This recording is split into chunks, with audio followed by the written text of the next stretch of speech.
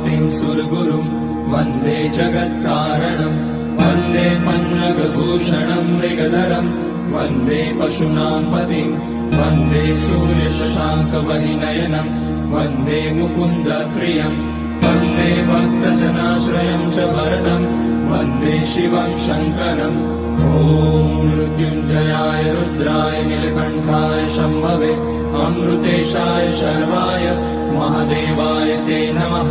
नमस्तेऽस्तु भगवन् विश्वेश्वराय महादेवाय त्र्यम्बकाय त्रिपुरान्तकाय त्रिकाग्निकालाय कालाग्निरुद्राय नीलकण्ठाय मृत्युञ्जयाय सर्वेश्वराय सदाशिवाय श्रीमान् महादेवाय नमः। ॐ नमः शम्भवाय च मयोभवाय च नमः शङ्कराय च मयस्कराय च